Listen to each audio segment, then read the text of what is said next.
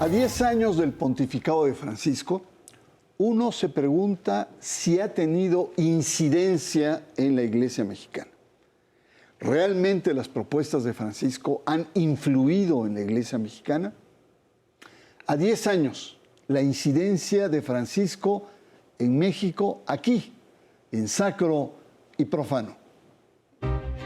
El Papa Francisco visitó México del 12 al 17 de febrero del año 2016. En 44 años, México ha recibido 7 visitas pontificales de 3 papas.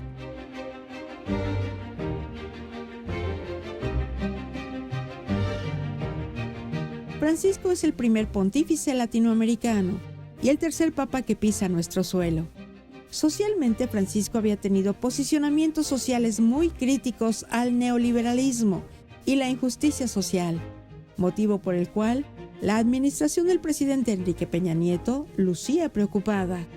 Temía que las críticas ahondaran aún más la reprobación del régimen priista. Sin embargo, el Papa fue moderado en sus mensajes sociales. El Papa Francisco decepcionó a muchos por no haber accedido a encontrarse con los familiares de los estudiantes desaparecidos de Ayotzinapa, por no haber abordado con mayor firmeza los feminicidios, ni haberse pronunciado en suelo mexicano sobre la pederastia clerical. La cuestión migratoria ocupó un lugar central en su visita. Notable que sus principales críticas no fueran sociales, ni políticas, sino eclesiales. El discurso de catedral, el 13 de febrero del año 2016, queda no solo como una pieza crítica hacia el episcopado mexicano, sino como un programa de trabajo para que los obispos sean más pastorales. Llamó la atención en San Cristóbal de las Casas su visita a la tumba de Samuel Ruiz, obispo indigenista que fue increpado por los obispos mexicanos bajo los pontificados anteriores. Muy buenas noches, un placer y un privilegio de estar en contacto con usted.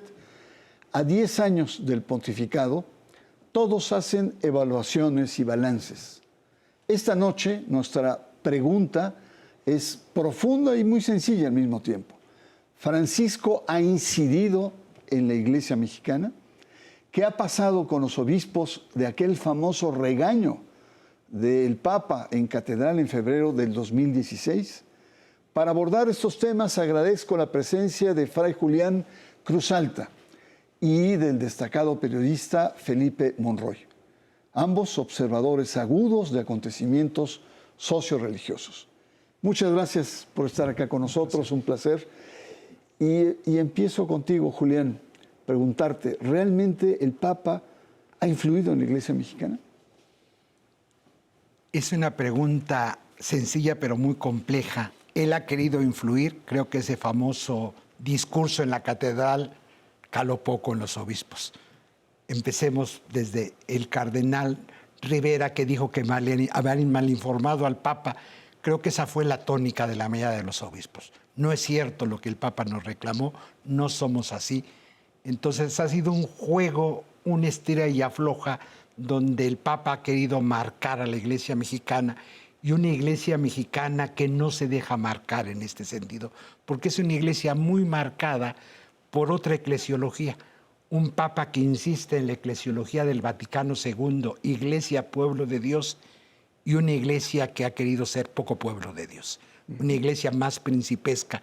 Ese discurso retrata muy bien a la Iglesia mexicana, la jerárquica, no al pueblo de Dios, pero es una Iglesia que no ha querido ser pueblo de Dios. A mí me parece que no la ha marcado profundamente, porque son 20 y tantos años de otros pontificados, donde la mayoría de los obispos tenían otro carisma, otra mirada, fueron elegidos por otros nuncios, no son obispos por Francisco. Todavía no marca la Iglesia mexicana, me parece. Felipe, ahora lo plantea muy bien, pero habría que distinguir entre no cala a nivel de los obispos, pero la Iglesia no solamente son los obispos, lo sabemos, son congregaciones, diócesis, feligresía, laicos, organizaciones laicales. ¿Cómo ves ese panorama? Pues ciertamente, igual que Julián, no es sencillo, es bastante complejo, Porque hay una característica muy particular de la religión católica en México, además de su propio sincretismo, su trascendencia histórica, su acompañamiento con la Virgen de Guadalupe, tiene sus matices. Pero al principio me acuerdo muy claramente de una anécdota justo de un obispo y de otro sacerdote que trataban de imitar mucho al Papa Francisco. Los primeros años del Papa Francisco, en el 2013, 2014, había muchos imitadores de Francisco. Estaban muy entusiasmados de parecerse a él, el primer Papa latinoamericano, el primer Papa jesuita, un Papa sencillo, un Papa de los pobres.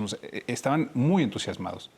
Pero hubo un regaño también, incluso hacia adentro de la propia iglesia, en donde se insistía en que no fueran imitadores de Francisco, que la única, una cosa positivísima del propio Bergoglio en el papado era su autenticidad. Entonces hubo un llamado fuerte a que no solamente los obispos, sino los sacerdotes, los laicos, las religiosas, los religiosos, pues redescubrieron justamente esa autenticidad de su vida y que, aunque quizá pueda ser un poco distante de lo que Bergoglio estaba marcando en esos primeros años de pontificado. Perdón, ¿sí? ¿Quién le hizo esa observación? ¿Quiénes cuestionaron esa imitación? Se hizo desde el episcopado mexicano. Desde el episcopado desde mexicano. algunos, digamos, centros muy formales de formación de sacerdotes y religiosos. La autenticidad de la vida católica en México pues no era necesariamente una imitación del Papa Francisco. Y eso aparte creo que desanimó en algún punto justamente este ánimo que iba jalando Francisco en sus primeros años. Pero el tema es, quizá ahí sí convergiendo con Julián, qué tanto el Papa Francisco ha querido impulsar diferentes realidades en México. Creo que varias.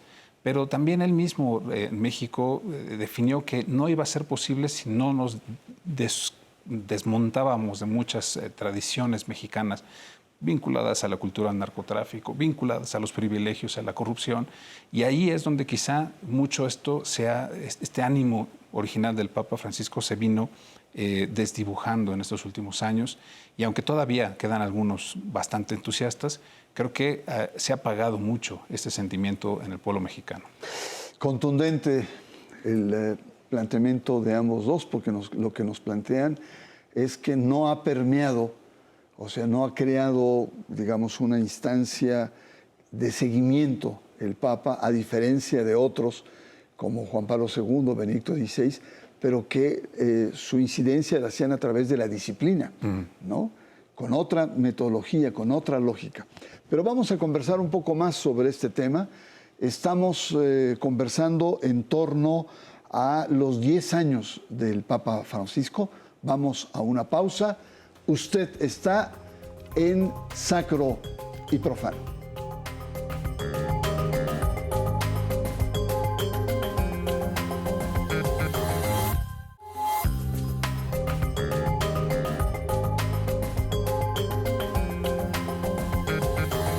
Regresamos, usted está en Sacro y Profano, estamos conversando con Fray Julián Cruzalta y Felipe Monroy en torno a los 10 años del Papa Francisco y la pregunta de fondo, su incidencia en la Iglesia mexicana.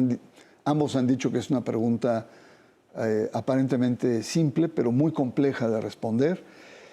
Y evidentemente, cuando estamos hablando de un proyecto que viene desde arriba, pues necesita una base social, necesita consensos, necesita resortes que permitan que eso se dé. Y por las primeras intervenciones vemos que por lo menos en México no está tan claro esa base. ¿Qué propone, Julián, el Papa a México? ¿Cuáles son como las propuestas? Yo sé que hay muchas generales, pero pensando en la Iglesia mexicana, ¿cuáles son las propuestas del Papa Francisco? Pues como lo ha propuesto, una iglesia en salida, que se desestabilice de este conservadurismo, cuidar tanto su imagen, de ser bien portada. Entonces una iglesia en salida quiere decir tomar en cuenta a los descartables de la historia, y que esa es una propuesta fuerte que parecía que iba a sacudir a la iglesia mexicana, pero que vemos 10 años y no logra tomar la iglesia, esta iglesia en salida. Una iglesia en diálogo. Vemos un Papa dialogando con la comunidad judía, la comunidad islámica, la comunidad budista, y vemos una iglesia mexicana encerrada en sí misma, que no quiere ir a este diálogo.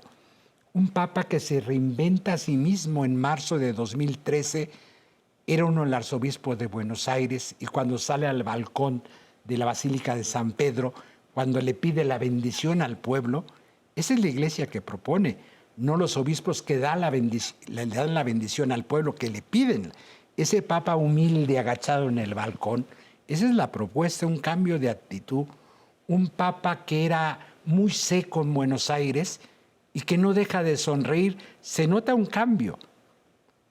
Yo tuve la oportunidad en el viaje a México en mirarlo a los ojos, y no creo que solo es imagen. Hay honestidad en ese hombre. Algo le pasó ese día, que tiene un programa. Propone un cambio interno a la iglesia mexicana, una ética global, ser una iglesia de principios y de ética, no de arreglos. Esas propuestas significan un cambio profundo, de raíz, convertirte al evangelio, a tu pueblo. Una iglesia dialogante, una iglesia de una ecología global. Oigo a mucha gente, o a una gran cantidad de gente, por no decir mucha, algunas personas, donde es en el papa que se dedique a lo suyo, un papa que habla de ecología. Pues eso es lo suyo. Creo que es un papa que conoce la Biblia, como buen jesuita tiene una formación bíblica excelente. Ya el libro del Génesis, cuando habla del kol basar, la carne, toda carne, el Génesis dice, si es tu carne, no solo tu piel, los que están más allá de tu piel, los otros, incluso los animales, es tu pueblo, esa es tu carne. Entonces, hablar de ecología es una propuesta evangélica. Y además recuerda también a Teilhard de Chardin con la teología de la creación. ¿No? Es una recepción muy actual. Entonces es un papa muy jesuita en este sentido, que retoma todo esto. Digo, no solo la teología latinoamericana, no solo Leonardo y Bon Guevara, que es esta corriente latinoamericana de hablar de la ecología. Sí, cuando no entendemos la iglesia mexicana, que eso es hablar del evangelio, cuando decimos, queremos un papa que se dedique a la salvación de las almas, no de la ecología, no es comprender nada. Entonces, sí es una iglesia que no acepta las propuestas, porque la propuesta de Francisco es ecología personal, social, ambiental, espiritual, una relación nueva con la creación, es lo que propone. En Fratelli Tutti, esta propuesta de diálogo, de salida, en Amoris Laetitia, las relaciones familiares, un papa que llega a plantearse, quien quiera la comunión no es un regalo, no es un premio, es un alimento para quien la necesite. Esta es la propuesta de la iglesia mexicana.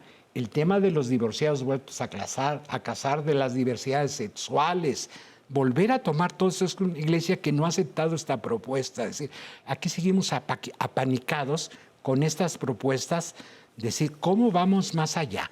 La familia, la ecología, el diálogo, la iglesia en salida, los pobres como centro. O sea, creo que el mensaje es claro, y la iglesia mexicana en general, no solo los señores obispos, no le ha querido entrar al toro por los cuernos, me parece. Felipe, en todo esto hay un evento clave, claro, y es el famoso, lo que se llamó el regaño del Papa a los obispos en febrero del 2016, a la visita que hizo el Papa a México, Francisco a México. Y ahí, pues, de una zarandeada. Recuerdo muy bien, ¿no? Cuando les dijo, si se quieren pelear, peléense como hombres, sin andar ahí de chismorreos, ¿no? No se suban al carro de los faraones. Esto fue durísimo. Muy duro. Ayúdanos a entender y a ubicar ese regaño. Bueno, en realidad fue un discurso muy bien estructurado, es decir, aprovecha la presencia de los obispos mexicanos en la Catedral de México para decirles 4 cosas muy concretas. Imiten un poco a la Virgen de Guadalupe en sus miradas. Una mirada de ternura, una mirada capaz de tejer, una mirada de compasión y una mirada de compromiso. Y de hecho también ahí medio les dice que hagan un proyecto, y sí es el proyecto del famoso Plan Global de Pastoral 2031-2033 que ha hecho la Conferencia del Episcopado Mexicano. Pero en medio de todo eso vienen estos 2 acentos muy particulares. Primero, sí hay confrontaciones dentro de la Iglesia mexicana, porque la Iglesia mexicana es gigantesca. Hoy mismo hay 191 obispos vivos en México, católicos, entre residenciales, eméritos, auxiliares. Es gigantesca. Su pluralidad también de voces religiosas, de congregaciones, movimientos apostólicos, etcétera, es inmenso, es muy grande. Entonces, seguramente va a haber conflictos, pero esos conflictos no los traten con estas vibras palaciegas. O sea, no sigan los mismos caminos de estas personas que van por estos pasillos y van diciendo o chismorreando o susurrando estas cosas. Mejor enfrente los problemas porque de allí seguramente saldrán algunas cosas importantes. Y lo segundo que le dice, justamente, no se suban a los carruajes de los reyes actuales. Unos 40 minutos antes le había dicho también enfrente del Palacio Nacional, enfrente del presidente Peña Nieto, enfrente de muchas otras personas, les dijo, la búsqueda de privilegios siempre conduce a la corrupción. Y en ese terreno, básicamente el Papa Francisco les dice, no solamente a los obispos, sino a toda la Iglesia mexicana, que tienen que salirse de esas lógicas de palacio, de esas lógicas de arreglos cupulares, y tienen que volverse una iglesia pueblo, una iglesia bien aterrizada en los dramas reales de la población y que principalmente después en el mismo viaje estará diciendo cuáles son las perspectivas en contra de la cultura del narcotráfico, desarrollando con las comunidades indígenas la verdadera protección del medio ambiente y con el sector laboral volviendo al bien común con los sindicatos y los gremios. Migrantes. Y los migrantes, obviamente. Un papel central, los indígenas. Pero esos temas no han estado realmente en el centro de discusión de la Iglesia mexicana, sí. No solamente en la jerarquía, sino en los diferentes espacios culturales que tiene la Iglesia. Y ha sido justamente una oportunidad que se ha dejado pasar ya casi 10 años. Sí. Y ojalá para adelante puedan retomarlo, evidentemente. Fray Julián, el Papa, los papas han tenido como diferentes sensibilidades hacia México. ¿Cómo ubicas a Francisco, sobre todo siendo latinoamericano? ¿Cómo percibes que ve a México? No es un papa de este populismo que podemos decir, aunque de eso se le acusa de populista a Francisco, también. Porque si no hubiéramos sido clientelar México, luego nos hubiera ubicado muchos viajes a México, sino es un papa que sí le interesa, sabe la importancia de México en América Latina, pero creo que no acaba de cuajar una iglesia mexicana con la que él tenga una comunicación fluida. Me da la impresión que no es fluida con la iglesia mexicana. Tenía a Guiarretes, que era su hombre fuerte, pero pues está desaparecido. O el nuncio, que Coppola, que parecía ser que era el hombre y que también ya salió de escena. Salió de decir, todos estos personajes que eran como las correas, como que no tiene actualmente alguien. Los nuevos obispos ya nombrados bajo su pontificado parecía que iban a ir por ese camino, pero después no acaban de cuajar.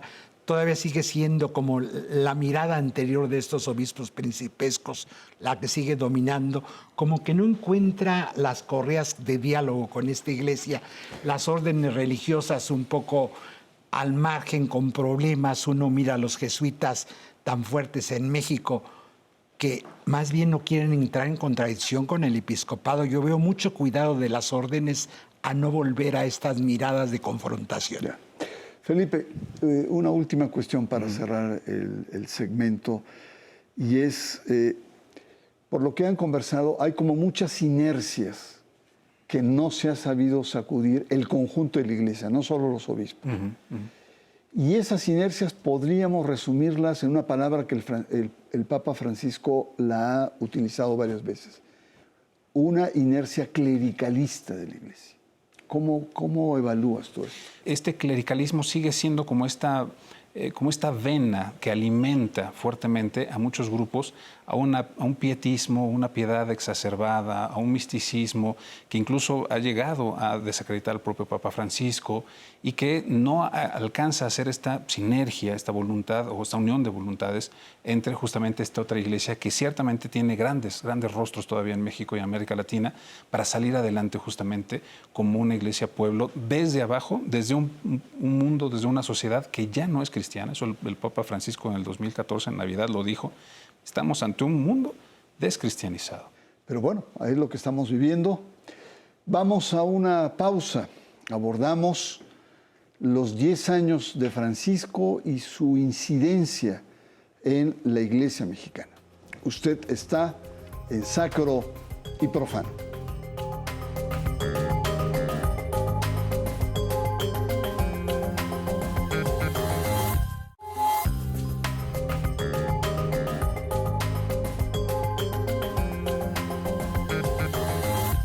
Usted está en Sacro y Profano. Regresamos para nuestro último bloque. Y la pregunta central de esta noche es sobre este grado de incidencia. Y la respuesta ha sido, pues no mucha.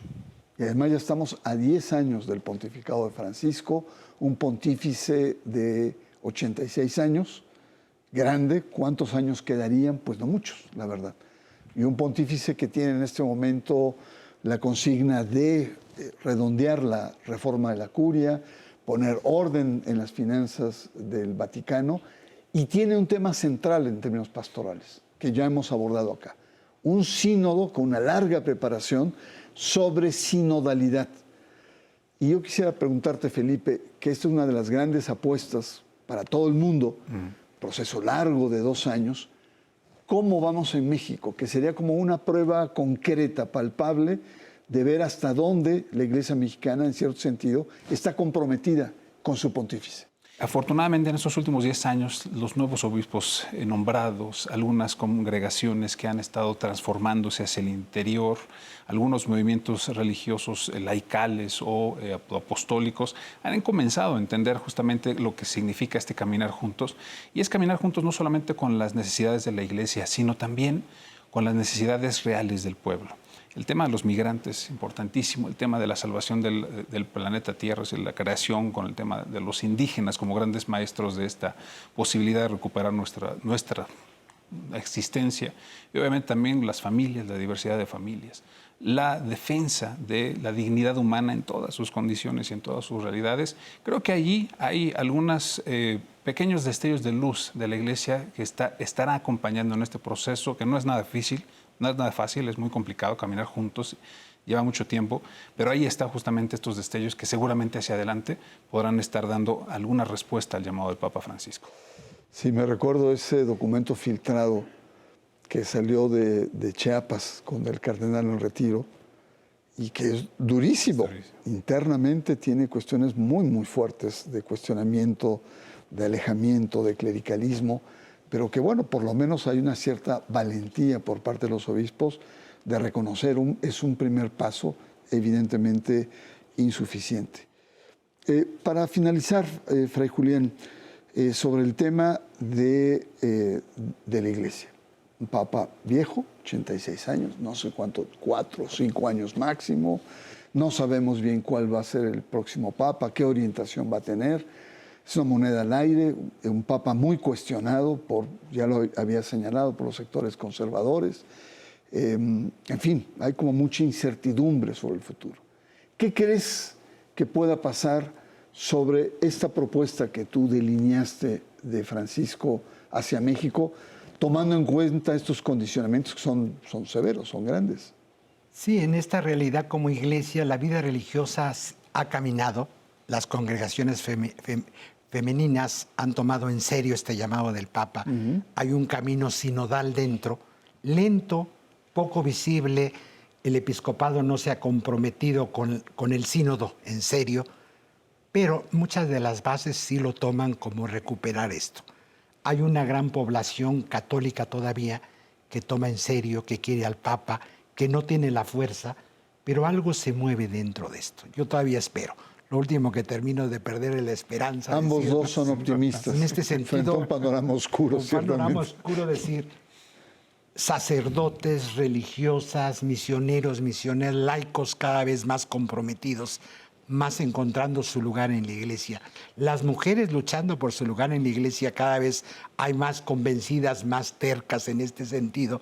Esta es la iglesia que yo veo que conecta con Francisco, que no es masiva, pero tampoco hay una iglesia masiva católica en México. Estas cifras que da el censo, pues son de cristianos y católicos que van a bodas y bautizos, no son los comprometidos.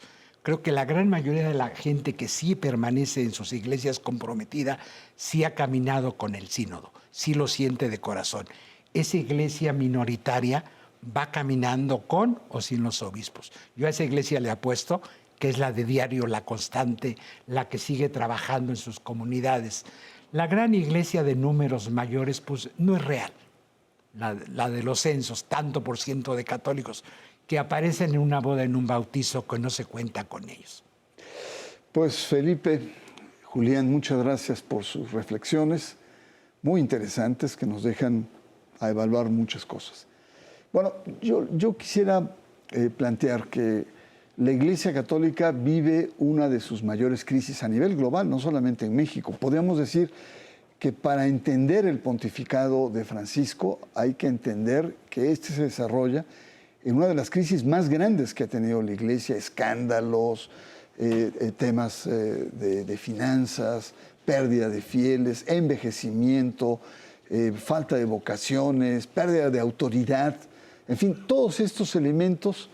Para muchos, entender el pontificado de Francisco es entender que la Iglesia vive una crisis civilizatoria. Y hay hipótesis, hay incluso hipótesis regresivas, otras audaces, pero es una Iglesia que vive y que ha vivido 2000 años, y cuántas otras crisis no ha pasado. Así es que la presencia de Francisco en Roma no es casual. Su oferta de una Iglesia no ha calado, no solamente en México, sino en la mayoría de las iglesias, concretamente América Latina. Hay una especie como de resistencia pasiva, hay inercias. La Iglesia debe hacer algo porque está en ruta una severa declinación, una falta de pertinencia en nuestra cultura. La cosa es seria, pero importante debatirla, importante buscar salidas. Soy Bernardo Barranco y le espero la próxima semana aquí, en Sacro y Profano.